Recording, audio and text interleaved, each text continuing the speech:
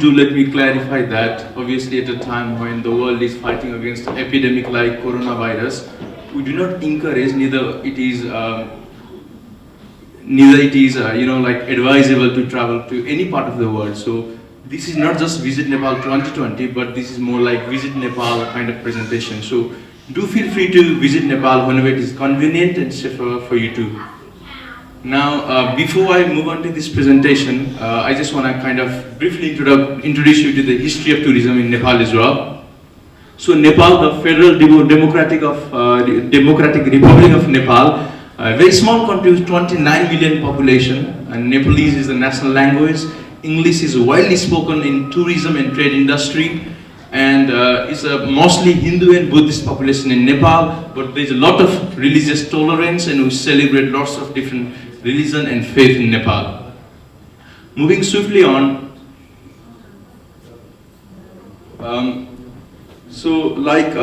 before 1955, that's when the democracy came in Nepal, we had no tourism, as in we had autocratic Rana regime in Nepal. So Nepal was not open for tourism until 1955. So the only first thing that ever happened in Nepal before 1955 in the context of tourism was 1953, which was the first successful ascent of Mount Everest by Edmund Hillary and Tenzing Norgay Sherpa. Yeah? And then in mid-1950s and 1960s, this guy Tony Hagen, who was sent from Switzerland by Swiss government to Nepal as a technical assistant, he was a geologist in the team, and then he spent a decade, 10 years in Nepal working for United Nations as an UN expert. So he was doing surveying, geological and geographical fieldwork in Nepal. So in 1960, Tony Hagen was the person who knew a lot about Nepal in terms of diversity and its landscape. He not only introduced Nepal to outside world, but he was the one to introduce Nepal to Nepalese. So if you are really interested into academic side of Nepalese tourism, you can look at his documentary, find his books. So that is Tony Hagen. And then these are the photographs I stole from Tony Hagen's book, Colorful Photographs in 1950s. So this is an evidence how beautiful Nepal was from 1950s early days. There are more pictures. If you look into Tony Hagen's books, you will find those pictures. Moving swiftly to 1960s, very, very beautiful time.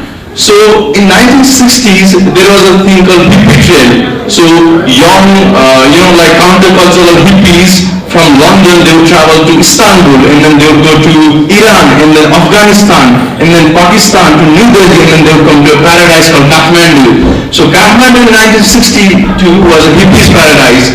At that time, very interesting, hash, marijuana, cannabis was legal in Nepal, right? So coming to Kathmandu was the coolest thing in 1960s. So Bob Seger, so he was a pop artist in 1960s. So he wrote this song called Kathmandu. You can find this song called Kathmandu. He says that if you would ever get out of this place, it would be Kathmandu. So for young counter hippies, countercultural hippies, going to Kathmandu was the coolest thing in 1962s. But sadly, this hippie trail, this hippie's paradise, this had to end. Three things happened in 1970s. First thing, President Richard Nixon in United States, he started war on drugs. So cannabis had to be criminalized in Nepal.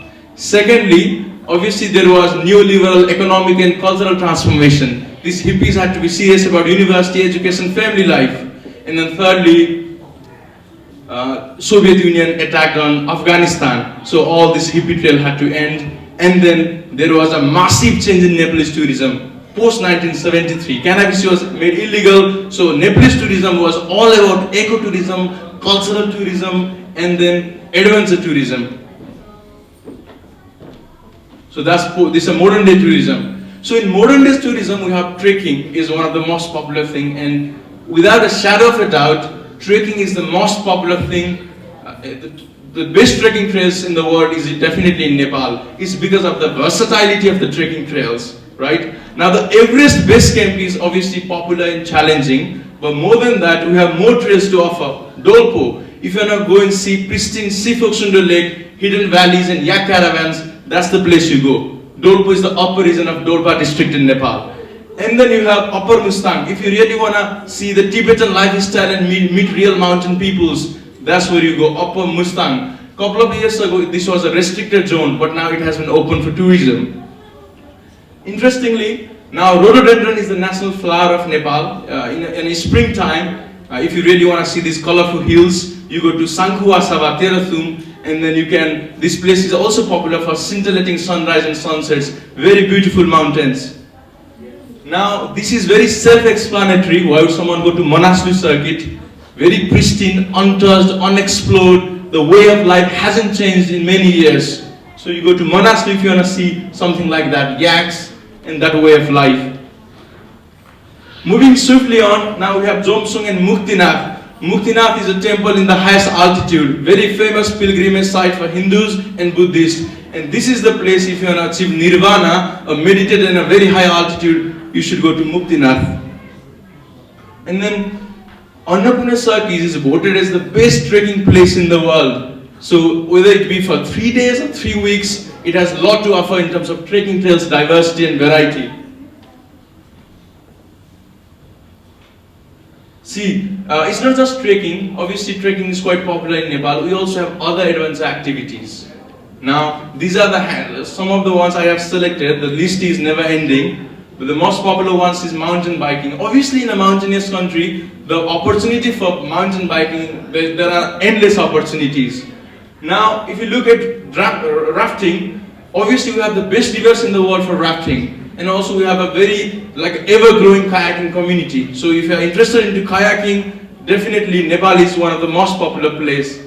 For skydiving, what's the difference between skydiving in Nepal and other countries?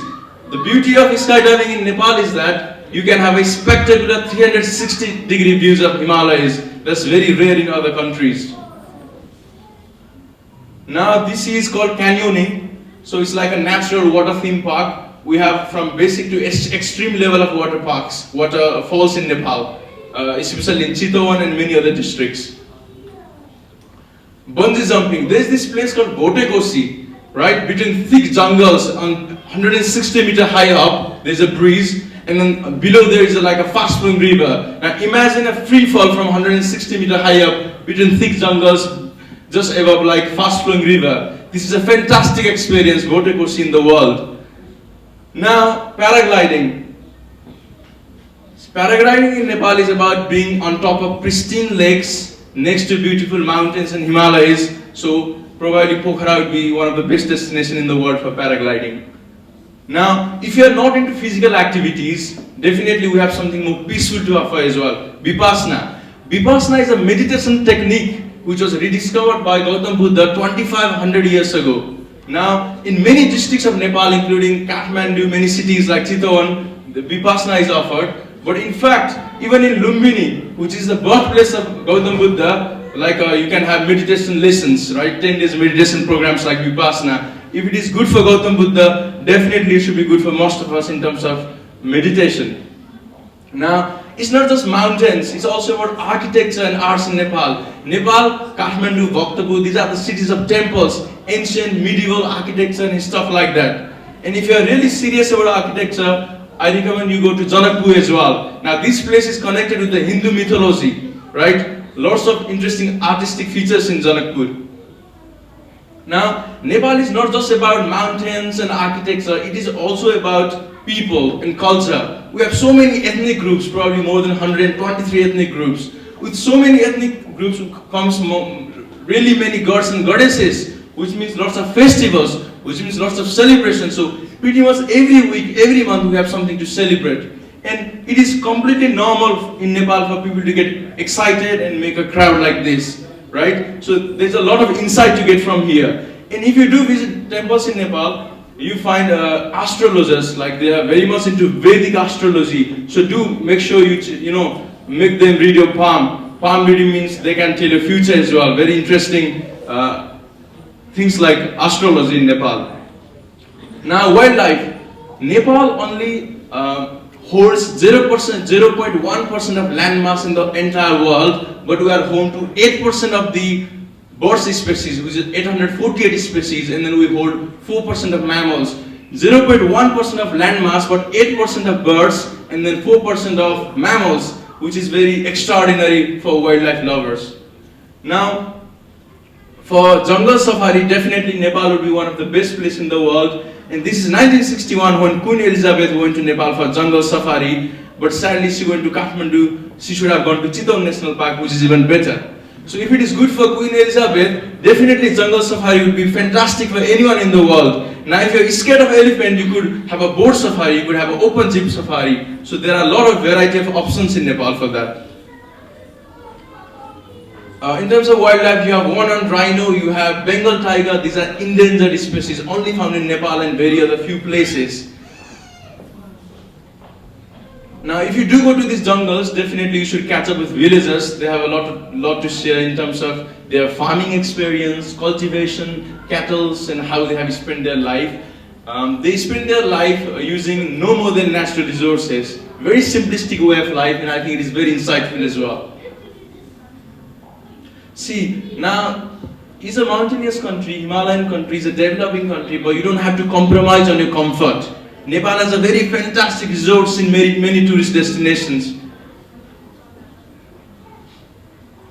Also, in terms of practicalities, obviously I haven't mentioned in this presentation, the flight to Nepal costs anywhere between £400 to £700, I would say. It may cost more, like expensive if you buy in, did not buy from the right place or did not buy in the right season. But it is possible to get a return flight from £400.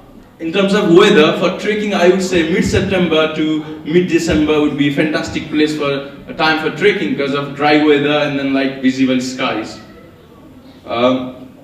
So this guy is John Wood. So John Wood was an executive at Microsoft, and then he decided to go on a small vacation in Nepal, which was meant to be a small trekking vacation. But then when he came back from trekking from Nepal, he quit his job at Microsoft.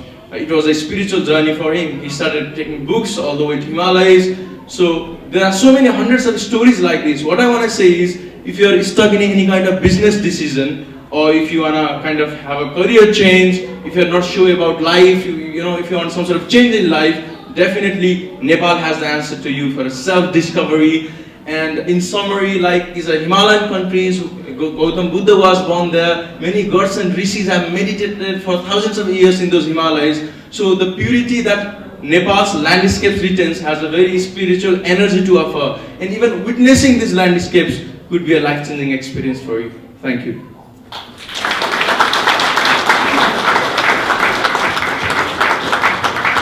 Thank you very much, Mr. PAWAN. And I hope you are enjoying the event so far.